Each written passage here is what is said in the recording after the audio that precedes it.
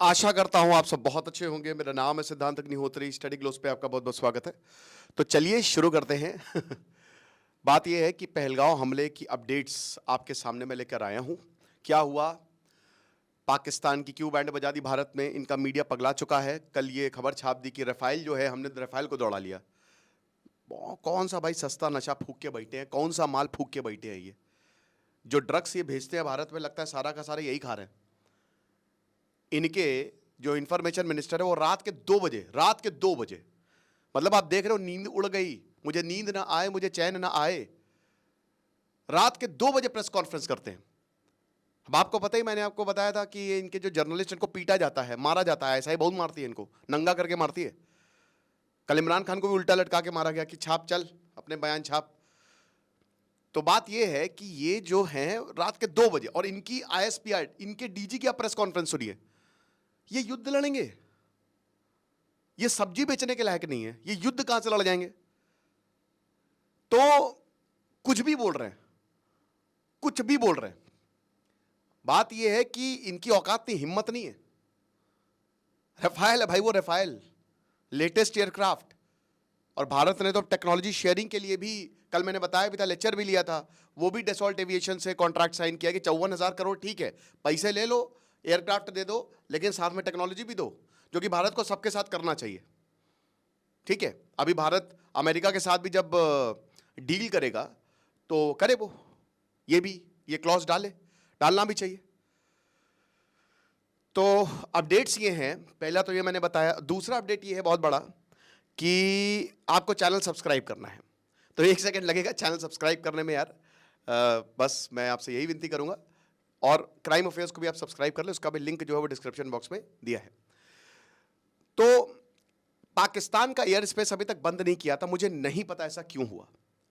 24 अप्रैल को पाकिस्तान ने हमारा एयर स्पेस बंद किया, जिसपे हफ्ते में 77 करोड़ रुपए, 77 करोड़ रुपए ज्यादा देने पड़ेंगे। एयरलाइंस का खर्चा बढ़ गया है, कोई दिक्कत नहीं है। एयर स्पेस अभी खुला था 2019 के बाद, उससे पहले भी बंद था। ठीक है, कोई ऐसी प्रॉब्लम नहीं है। तो बात यह है कि पाकिस्तान एयर स्पेस बंद किया, हमने नहीं किया।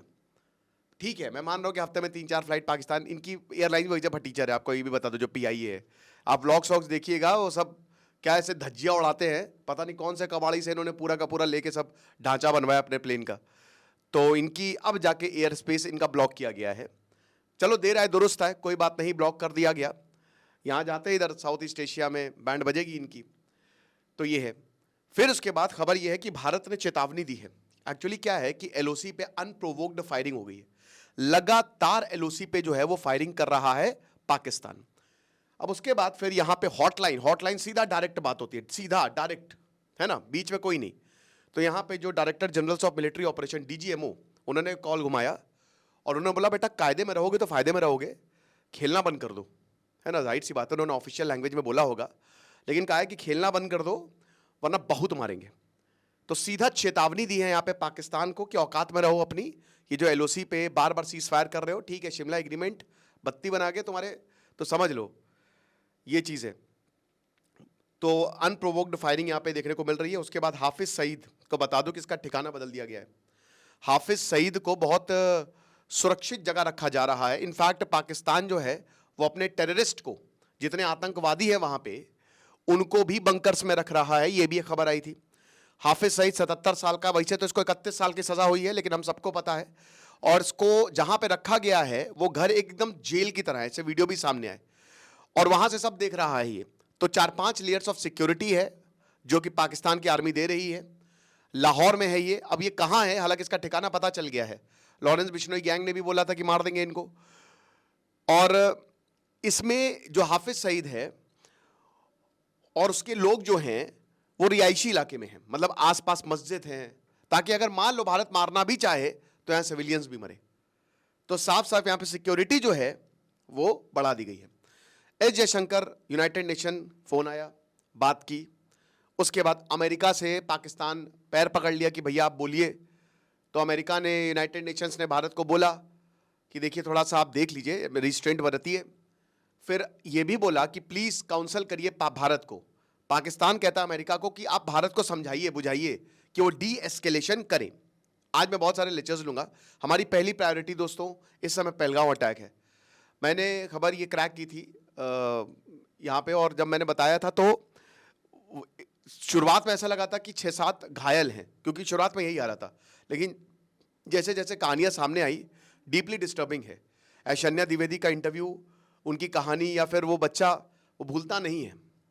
तो इसीलिए इस बार भारत जो है वो लॉन्ग टर्म, मतलब ऐसा सबक सिखाने के कि पाकिस्तान अपनी औकात में रहे। और मेरे ख्याल में भारत को अब वहां पे जो सरकार है, बहुत सारे ऐसे लोग हैं पाकिस्तान में जो मिलिट्री से बहुत चिढ़ते हैं, उनको सपोर्ट करना चाहिए, और उनको सपोर्ट करेगा भी। भारत की पूरी स्ट्रैटेजी बनी है। देखिए, मिलिट्री ऑपरेशंस बता के नहीं होते हैं, इनके इन्फॉर्मेशन की तो बैंड बज गई है। वो कह रहे हैं 48 घंटे में, 36 घंटे में हमला हो जाएगा रात के 2 बजे। कोई क्रेडिबल इन्फॉर्मेशन नहीं है। बात यह है कि जैसे ये डिप्लोमेटिक जो डिसीजंस हैं वो पहले बताए जाते हैं, बताना और एग्जीक्यूशन साथ साथ होता है। लेकिन मिलिट्री ऑपरेशन पहले होता है फिर बताया जाता है। तो हो सकता है 2 हफ्ते भी लग जाए, 3 हफ्ते भी लग जाए, 1 महीना भी लग जाए, और लगना चाहिए। भले ही 6 महीने लग जाए, लेकिन इस बार ऐसा मारो पाकिस्तान को कि वो उठ ही ना पाए, टूट जाए, बैसाखी पे भी ना चल पाए। समझ रहे हो? तो ये हिसाब किताब है। बाकी सबको 16 देशों, भारत को फोन आया, ठीक है, एस जयशंकर ने बात की, कल की डिसीजंस लिए गए, और सबसे बड़ा डिसीजन तो यह था कि कास्ट सेंसस होगा भारत में। उसके हम सेपरेट वीडियो में जो है वो बात करेंगे। फिर यहाँ पे जो जम्मू कश्मीर के लेफ्टिनेंट गवर्नर है मनोज सिन्हा, वो सिक्योरिटी, जो कैबिनेट कमेटी ऑफ सिक्योरिटी है, रिव्यू किया, और उनसे भी जो हमारे आर्मी के आला अधिकारी हैं उनसे मिले और जायज़ा लिया कि क्या सब कुछ ठीक है। इजिप्ट ने बहुत अच्छा स्टेटमेंट दिया है। देखिए, हमको ये लगता है कि इस्लामिक वर्ल्ड का जो लीडर है वो खाली टर्की, ईरान और सऊदी बनना चाहता है, बट मुस्लिम ब्रदरहुड इजिप्ट को इस्लामिक वर्ल्ड का लीडर बनाना चाहता है, ठीक है। और मुस्लिम ब्रदरहुड के तार जोड़ते हैं पाकिस्तान से, पाकिस्तान भी इसको सपोर्ट कर रहा है। तो अब क्या है कि मुस्लिम ब्रदरहुड और सऊदी का 36 का आंकड़ा है। अरब स्प्रिंग में या जितने भी रेवोल्यूशन हुए हैं, मुस्लिम ब्रदरहुड चाहता है कि सऊदी की सत्ता को ढा दिया जाए। इसीलिए सऊदी और पाकिस्तान के रिश्ते बिल्कुल भी अच्छे नहीं हैं। तो इजिप्ट ने भारत को पूरा सपोर्ट दिया है और बोला है कि हम आपके साथ हैं और कोई दिक्कत नहीं है, जो टेरर थ्रेट्स हैं इनसे हम साथ में मिलकर निपटेंगे। सऊदी कतर ने भारत और पाकिस्तान दोनों से बात की, बोला कि नहीं, हम साथ तो हैं आपके, लेकिन थोड़ा सा आप दोनों को रिस्ट्रेंट बरतना है, डी एस्केलेशन करना है। फिर अमेरिका के सेक्रेटरी ने पाकिस्तान को बोला कि बेटा, भारत के साथ बैठो, बात करो और डी एस्केलेशन करो, ठीक है, पीसफुल रेजोल्यूशन पे बात करो, युद्ध मत करो, तुम बचोगे नहीं, निस्तना नाबूद हो जाएंगे। तो जैसा कि मैंने बोला कि अभी परसों बोला था कि अमेरिका ने भारत को भी बोला था ना कि मैक्सिमम रिस्ट्रेंट बरतिए। तो मैंने बताया था कि ये पाकिस्तान को बताओ ना, मैक्सिमम रिस्ट्रेंट बरतिए, हमको क्यों बता रहे हो, है ना, हमको अपने में मत जोड़िए। मार्क रूबियो जो है अमेरिका के सेक्रेटरी, उन्होंने पाकिस्तान को गरियाया है, हड़काया है थोड़ा सा, और बोला कि ये पहलगांव अटैक को कंडेम क्यों नहीं करते भैया, क्या क्या प्रॉब्लम है। जिस तरीके से पाकिस्तान का कंडेमनेशन आया था वो सबने देखा। इस समय पाकिस्तान के हालात दोस्तों बहुत ज़्यादा खराब है, वो डरा हुआ, पैनिक मोड में। और पहली बात तो पाकिस्तान को बिना लड़े सरेंडर कर देना चाहिए, या उसको सीधा सीधा बोल देना चाहिए कि देखिए हम तैयार हैं, आप आ जाइए, भारत को हम बुलाते हैं और हम अच्छे रिश्ते के लिए तैयार है। लेकिन ऐसा कभी नहीं होगा जब तक उनकी आर्मी जिंदा है। तो उसकी आर्मी को ख़त्म करना पड़ेगा, उसकी आर्मी को मारना पड़ेगा, या आसिम मुनीर को लटकाना पड़ेगा, तभी चीज़ें जो है वो होंगे। और आपको एक और चीज़ बता दूं कि कुछ इनपुट्स बता रहे हैं कि हाफिज़ सईद को निपटाया जा सकता है। 77 साल का है, इसका गला काटा जा सकता है, कॉवर्ट ऑपरेशन हाफिज़ सईद को लेकर किया जा सकता है, ये क्रेडिबल इनपुट्स है, ठीक है, ये चीज़ है। उसके बाद फिर पाकिस्तान एयरफोर्स ने यही बोला कि इंडियन जेट्स जो हैं उन्होंने रिट्रीट कर दिया 2 बजे रात में, ठीक है। और मीडिया ने ये भी छापा, इंडियन रफाल रिट्रीट, मतलब वही बता रहे कुछ भी, और बोला कि हमने 2 ड्रोन भी मार गिरा है, ये भी बोला कि हमने भारत के 2 ड्रोन भी मार गिरा है। तो फिर भारत ने बोला कि भैया वही बता रहे ना कि देख लो कौन सा नशा, कौन सा माल फूक रहे हैं, ऐसा कोई भी बात नहीं है। बाकी कश्मीर में अभी भी प्रोटेस्ट जो है वो जारी है। कश्मीर में 50 जो टूरिस्ट डेस्टिनेशन है वो बंद कर दी गई हैं। तो फिलहाल तो यही है, लेकिन आज हम जो सेशंस लेंगे वो तो कास्ट सेंसस पे होगा। उसके बाद जो मोरल डाउन है, पाकिस्तान की आर्मी बटने वाली है दोस्तों। ये जो आसिम मुनीर ने कर दिया, डॉग विस्लिंग जिसको बोलते हैं, है ना, आसिम मुनीर ने बेसिकली हिंदू मुस्लिम का रेटोरिक छोड़ के ना, वो डॉग विस्लिंग कहते हैं इसको। इसका मतलब ये होता है कि आपने जैसे कुत्ते को ऐसे सीटी बजाते तो आ जाता है, ऐसे ही ये बोल के, ये एक संदेश था कि तुमको इस तरीके से हमला करना है। ये कोड वर्ड्स थे। अगर आप आसिम मुनीर की जो है स्पीच देखो तो बहुत सारे, अभी मास रेजिग्नेशन की बात की थी और ये चल रहे हैं, क्रेडिबल इनपुट्स है दोस्तों, लेटर वायरल है और ये हो रहा है। मास रेजिग्नेशन जो है पाकिस्तान में चल रहे हैं। साथ ही साथ पाकिस्तान का मीडिया इसलिए प्रोपेगेंडा फैला रहा है क्योंकि उसको पता है वो नहीं जीत सकता। कोई इसीलिए मिस इन्फॉर्मेशन फैलाता है, उसको पता, उससे कोई फर्क नहीं पड़ता, मिस इन्फॉर्मेशन से कोई भी फर्क नहीं पड़ता। कोई, सबको पता है कि भाई पाकिस्तान की औकात क्या है, डीप डाउन तक सारे देशों को पता है, किसी को इतना सा भी फर्क नहीं पड़ता। भारत को अपना काम करना है भाई। एक इंसान जो है वो हमेशा से 95% लाता है, तो अब उसके बारे में तुम कुछ भी फैला दो, वो एग्जाम में तो नहीं परसेंट लाएगा, तुम बैठे रहो, तुम फेलियर रहो। तो ऐसा मिस इन्फॉर्मेशन से कोई खास फर्क नहीं पड़ रहा। भारत को जब कार्रवाई करनी पड़ेगी तो उसके, जब भारत कार्रवाई करेगा तो पूरी दुनिया को पता लग जाएगा। लेकिन आप ये मान के चलिए कि पहले तो पाकिस्तान ने गीदड़ भभकिया दी, अब पाकिस्तान पैनिक मोड में, जब उसने सिचुएशन को एसेस किया, अमेरिका से भी झाड़ा लगी है इनको, और साथ ही साथ ये अब पूरी दुनिया में जा रहा है।